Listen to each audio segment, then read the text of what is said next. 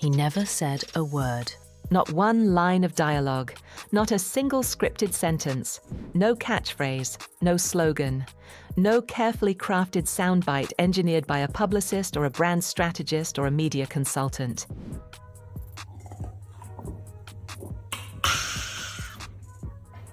Just a look, a gesture, two hands extended, palms up, facing the camera, an expression that said, without any words at all, "You already know this is ridiculous." And somehow that silence made him the most followed person on TikTok on the planet. But here is what almost nobody is talking about. The silence was always the strategy.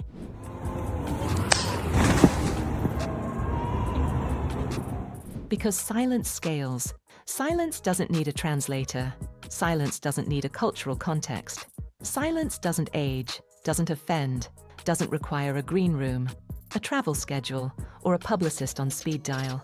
And silence, when it belongs to the right person, with the right legal and technology infrastructure built around it, can be licensed, infinitely, simultaneously, across every market, every language, every platform, every time zone on Earth, all at once.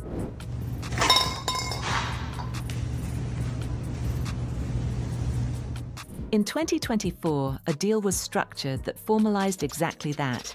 A $975 million licensing agreement giving brands access to an AI-generated avatar of Khaby Lame, one that can appear in campaigns, in markets Khaby himself has never visited, promoting products he has never personally touched, in languages he has never spoken, 24 hours a day, 365 days a year. The deal is part of a broader commercial ecosystem, now valued at $4 billion. This is not a story about TikTok. It is not a story about social media. It is a story about what happens when human attention gets converted into a replicable, licensable, infinitely scalable digital asset. A me tante persone quando ho iniziato a fare i video m'hanno detto che è meglio che ti trovavi un lavoro. It is a story about the automation of celebrity income. And it is a story about what the influencer economy looks like when artificial intelligence removes the last remaining bottleneck in the system. The bottleneck called the human being. Chapter 1. The making of an icon without a voice. It is April 2020. The world has stopped. A 20-year-old Senegalese-Italian man named Khaby Lame has just been laid off from his job at a packaging factory outside Turin, Italy. With nothing but time and a smartphone, he begins posting videos on TikTok.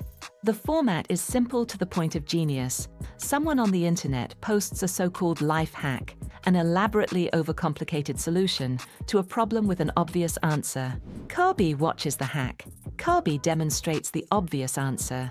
Khaby looks at the camera with an expression of serene, unimpressed disbelief. He extends both hands, palms up. No punchline, no voiceover.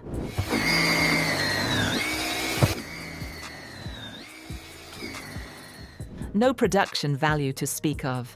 And it worked with the kind of ferocity that breaks algorithms.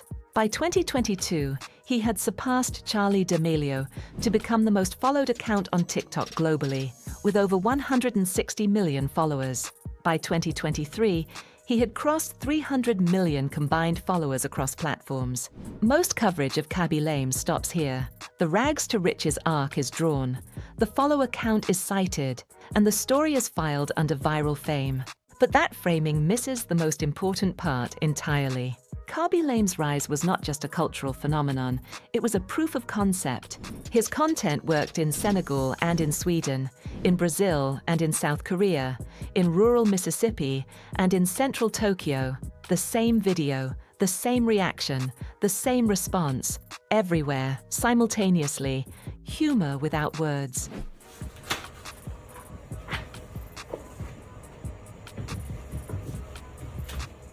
Comedy that required no translation, no cultural decoder, no shared reference point beyond basic human recognition of common sense versus its absence.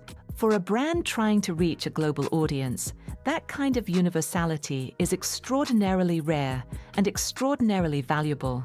Most global campaigns require localization, different scripts, different talent, different creative for different markets. Khaby Lame was already localized for every market at once. He was a global creative asset in a format that had never existed before. And once that was truly understood, financially and strategically, the question changed. It was no longer how many followers does he have. It became, how do you build a corporation around this? Chapter 2: The Economics of Silence. Before we get to the AI deal, we need to understand what Khaby Lame was worth in the traditional influencer economy. Because to appreciate the leap to AI licensing, you need a baseline. At his scale, standard influencer monetization operated on 3 mechanisms. Sponsored posts commanded between $500,000 and $1 million per post. Brand ambassadorships generated between $8 and $15 million annually. Equity and licensing partnerships were rarer, more complex, and potentially far more valuable. Added together, a creator at Khaby's level, managed well, could generate between $20 and $40 million per year. By any measure, extraordinary wealth.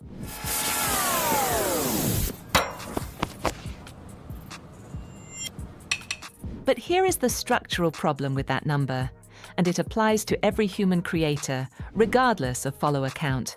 Earning capacity was capped by human bandwidth. Khaby Lame has 24 hours in a day. He can appear in a finite number of campaigns per year. He can shoot a finite number of videos. He can attend a finite number of events. Time is the constraint, and for a creator whose market value is denominated in attention, the most time-intensive commodity of all, that constraint has always placed a hard ceiling on what the asset was worth. What if you could remove that ceiling entirely? What if his image, his gesture, his expression, his culturally embedded communication style could be deployed simultaneously across every brand campaign, every platform, every market, every language, without requiring a single hour of his time?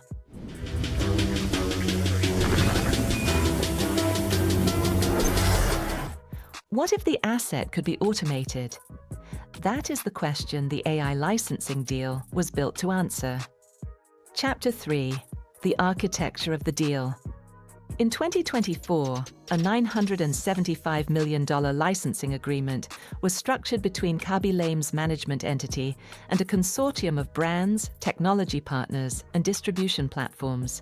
The deal grants brands access to a photorealistic AI-generated avatar trained on the full body of his existing content, calibrated to reproduce his expression vocabulary, his gesture set, his comedic timing, and his non-verbal communication style, for use in campaigns across agreed categories and markets. The mechanics matter more than the headline number. So let us be precise. Under a traditional endorsement deal, a brand contracts a creator for a defined period, a defined number of deliverables in a defined market. When the contract expires, the relationship ends. This deal is structured differently. It is a licensing agreement. The brand is not paying for Khaby Lame's time. They are paying for the right to use an asset.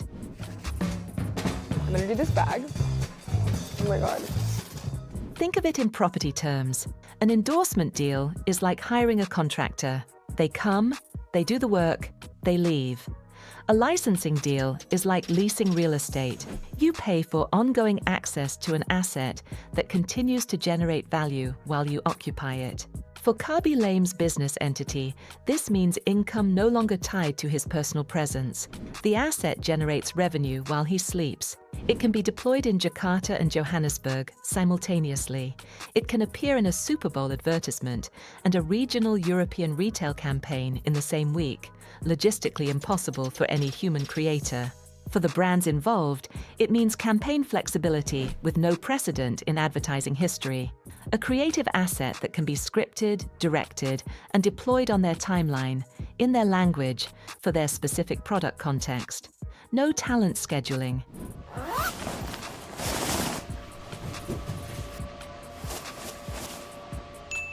No usage rights negotiation. No unpredictability. The $975 million figure is the aggregate committed spend across the licensing consortium. It sits inside a broader commercial ecosystem, including equity positions, platform rights, technology development agreements, and revenue share arrangements, now valued at $4 billion. $4 $4 billion, built on a hand gesture and a look. Chapter 4. Why this changes everything. For the entirety of the creator economy's existence, from the first YouTube partner monetization in 2007 through the TikTok Creator Fund era, We started to make TikTok videos during the pandemic in 2020. Since then, the fundamental economic model had one inescapable constraint. You could not scale yourself, you could grow your audience, you could post more content, but you could not be in two places at once. You could not appear in a campaign in Germany while simultaneously appearing in Mexico.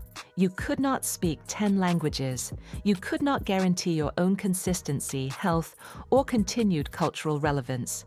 The human being at the center of the model was both the source of all its value and the source of all its limits. Artificial intelligence solves the most important one. It solves the simultaneity problem, the bandwidth ceiling, the geographic constraint, and to a significant degree, the language barrier, because an AI avatar can lip-sync accurately to dubbed audio in any language while maintaining the exact expression and gesture vocabulary that made the original creator commercially valuable. Cose fatte sul momento sono le migliori. What the Khaby Lame deal demonstrated, for the first time at commercial scale, is that a human creator's brand identity can be extracted from the human being and made into a standalone, infinitely replicable, commercially deployable asset. That is not an incremental improvement on the existing model. That is a different model entirely. Virtual influencers, fully AI-generated personas with no underlying human creator, have existed since roughly 2016, when Lil Miquela, Hi, guys. Michaela! Hey! Hi. Thanks for having me. launched on Instagram with major brand deals from Prada, Samsung, and Calvin Klein. But they have always faced a ceiling. They lack the authentic human origin story that drives the deepest consumer connection. The Khaby Lame model is a hybrid. A real human creator whose cultural authenticity remains intact, but whose commercial deployment is liberated from human constraints through AI replication. It solves the authenticity problem that virtual influencers have always struggled with, while solving the scalability problem that human influencers have always been constrained by. The technology to build this photorealistic avatar generation, voice synthesis, gesture replication. When people hear that I'm a robot, I guess they think I'm all wires and steel or whatever, but I'm a big softie. Real-time content personalization crossed the commercial viability threshold within the last 18 months. The cost curve is still declining rapidly, which means the economic case for AI creator licensing is getting stronger every year. And the creators who move earliest to establish the IP frameworks, the contractual architectures, and the brand relationships that make AI licensing viable are positioning themselves for a structural financial advantage over those who wait. The question for every creator, every talent firm, every brand, and every platform is the same question that confronted the music industry when streaming arrived and the retail industry when e-commerce arrived. Not whether this transition is happening, whether you are going to lead it or be restructured by it. Chapter 5. The risks that matter. A business analysis that omits the risk profile is not analysis. It is advocacy. The Khaby Lame AI model carries 3 risks worth naming clearly. La vita è un po' cambiata, vedo poco la famiglia, vedo poco gli amici. The first is authenticity erosion. His commercial value is downstream of audience trust. If that audience comes to feel that what they are seeing in brand campaigns is a manufactured digital approximation rather than a real human expression,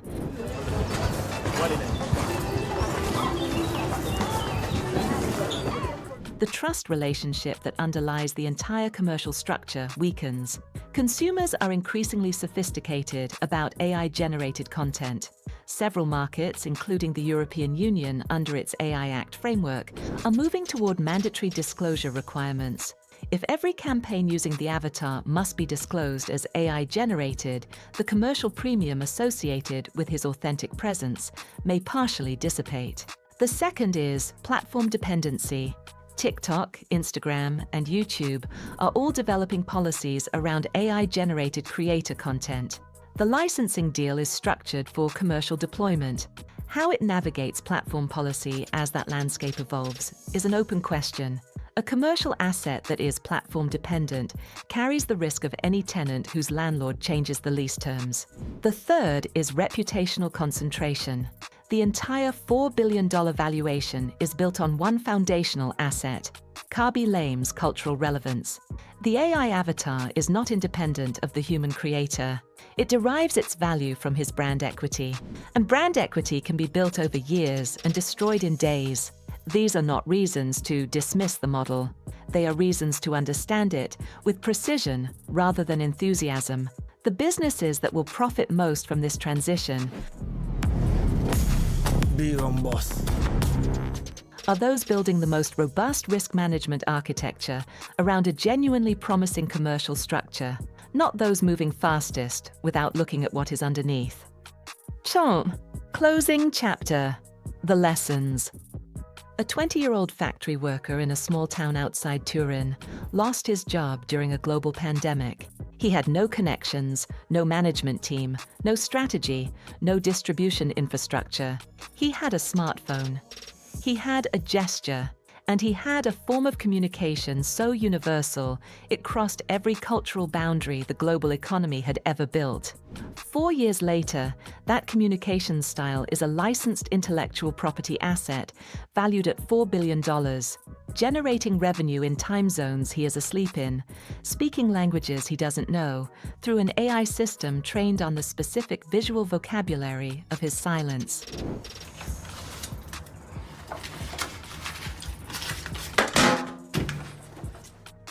Three lessons live inside that outcome. The first, understand what your irreplaceable asset actually is. Khaby Lame's irreplaceable asset was not his face.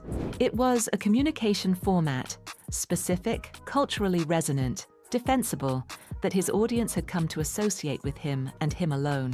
Know what yours is with the same precision. The second, licensing is almost always more valuable than transaction. Brands that paid for individual sponsored posts generated campaign value for a defined window. Brands that structured licensing relationships are generating ongoing access to a compounding asset. When you have something worth licensing, license it. Do not sell it by the unit. The third, the constraint in your business model is often not what you think it is. For a decade, the creator economy told creators that the path to more income was more content, more followers, more posts. Nobody asked the more important question: what would this business look like if the human constraint was removed? The Khaby Lame model asked that question. The answer was worth $4 billion. The silence was always the strategy. And now the silence scales. What does the first billion-dollar AI creator deal tell you about where the next one gets built? Let us know in the comments. Subscribe for more breakdowns of the business architecture behind the moments that the headlines miss.